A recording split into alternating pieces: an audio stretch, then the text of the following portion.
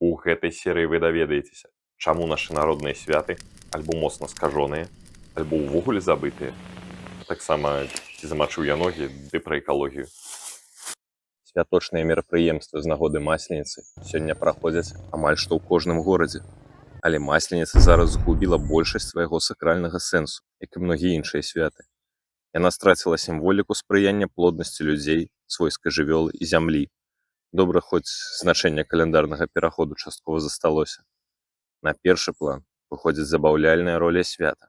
Паспрыялі гэтаму разбурэнне, міфы распавядаюць пра нас, з іх дапамогай мы тлумачым, чаму робім так, а не па-іншаму.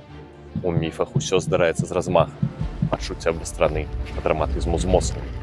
Міфы тлумачаць нашы каштоўнасці, як ставімся да чужых, а як да сваіх, што святкуем, як молімся багам, ці беражомся ад нечысці. Міфы уключаныя ў нашу культурную свядомасць. Усведамляем мы гэта ці не. Народныя святы, для нас народныя, а для нашых продкаў проста святы, як частка міфалагічнага мыслення, былі патрэбныя, каб упарадкаваць навакольную прастору, зрабіць яе больш зразумелай. Але першая палова 20-го стагоддзя выдалася надзвычай неўпарадкаванай. Сусветная вайна, рэвалюцыя, іспанскі грып, рэпрэсіі, высылкі, другая сусветная вайна.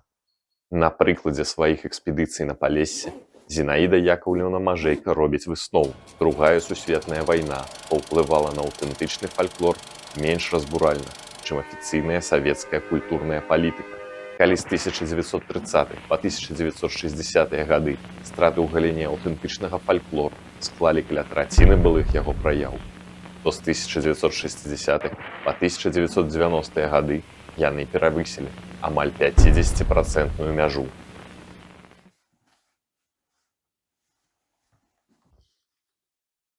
Істотныя страты пасляваенных гадоў, якія ідуць ад культурнай палітыкі, зусім не колькасныя, бо і ў сучаснай беларускай вёсцы масленічных песень запісваецца дастаткова. Гэтыя страты носяць прынцыпова якасны характар. Паслабляюцца асноўныя заканамернасці функцыянавання фальклору з перакрыццём аўтэнтычнай творчасці кіраванымі святочнымі мерапрыемствамі. У 1950-60-е гады друкуюцца сцэнарыі і рэкамендацыі па правядзенні масавых абрадава-святочных мерапрыемстваў без уліку мясцовых асаблівасцяў народных свят. Артыкулы ў прэсе адлюстроўвалі лепшы досвед работы ўстаноў культуры, не ўлічваючы, што досвед пэўнага рэгіёну можа быць зусім непрыдатным у іншай мясцовасці. Так, у беларускую культурную практыку траплялі элементы рускай культуры ў спрошчаным выглядзе. Масленічныя святкаванні часцей за ўсё называліся провады рускай зімы і ўкараняліся ў гарадах. Што, халера? Я нарадзіўся ўжо ў РБ, можа, таму цалкам не разумею. Па-першае, чаму мяне, увогуле павінна хваляваць руская зіма? А па-другое, а рускія, самі сваю зіму правесці не здольныя, ці што?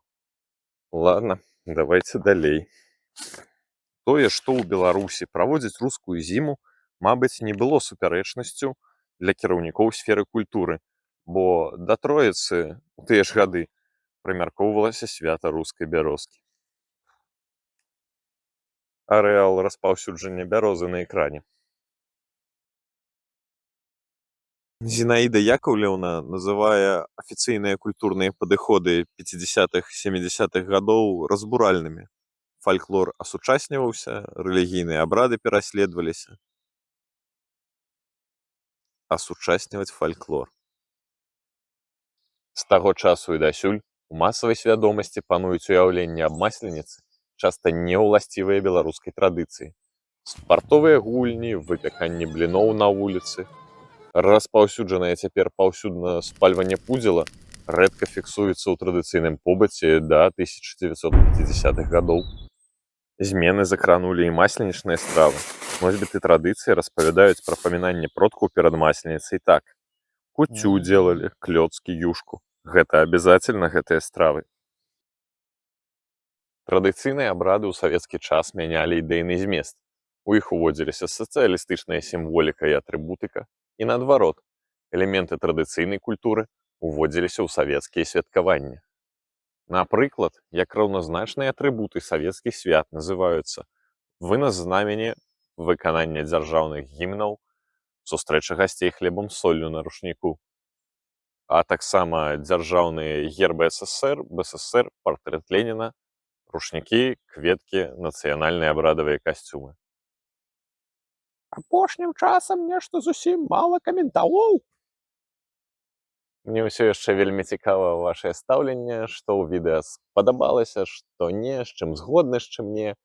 А таксама, можа, у вас ёсць нейкая ўласная гісторыя, звязаная з гэтай тэмай. У 1970-е і 80-е гады у провады рускай зімы, каб іх дундр ляснуў, уводзяцца некаторыя традыцыйныя элементы масленіцы. Тады канстатуецца, што традыцыйны фальклор згасае, а перспектыўнай лічыцца мастацкая самадзейнасць. Такім чынам фарміруецца афіцыйная культурная памяць, а спадчына сур'ёзна ідэалагічна нагружаецца.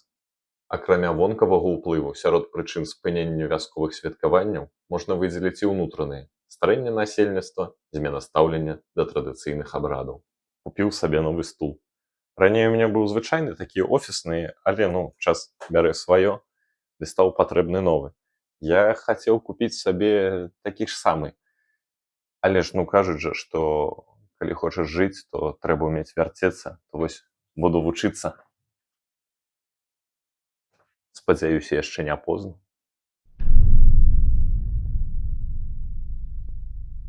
Сусветныя тэндэнцыі ў падыходзе да традыцыйнай культуры часткова памяняліся з прыняццём канвенцыі ЮНЕСКА аб ахове нематэрыяльнай культурнай спадчыны. Канвенцыя сцвярджае, што нематэрыяльная культурная спадчына, элементамі якой з'яўляюцца і каляндарныя абрады, пастаянна ўзнаўляецца супольнасцямі і групамі у залежнасці ад навакольнага асяроддзя, іх узаемадзеяння з прыродай і гісторыяй і фарміруе ў іх пачуццё ідэнтычнасці і пераемнасці, садзейнічаючы тым самым павазе да культурнай разнастайнасці і творчасці чалавека. Такім чынам, канвенцыя аддае перавагу мясцовым формам традыцыйнай культуры над штучна створанымі агульнанацыянальнымі. Рэспубліка Беларусь ратыфікавала гэтую канвенцыю ў 2005 годзе.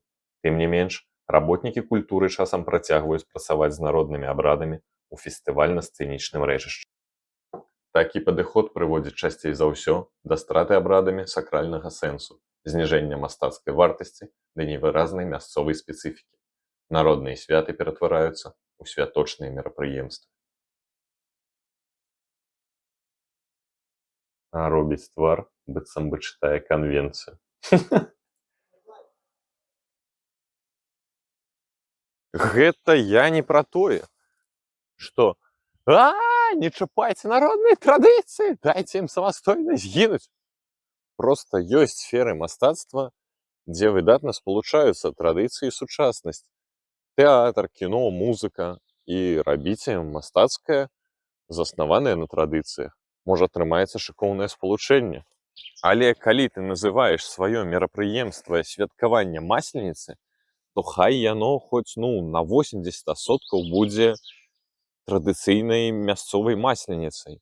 Зразумела, ад сучаснасці нікуды не падзенешся, але ды нічога дрэннага нават няма ў тым, што на масленіцы можа там быць фотазона ці дзяжурыць хуткая, але масленічнага на масленіцы мусіць быць болей, чым нямасленічнага.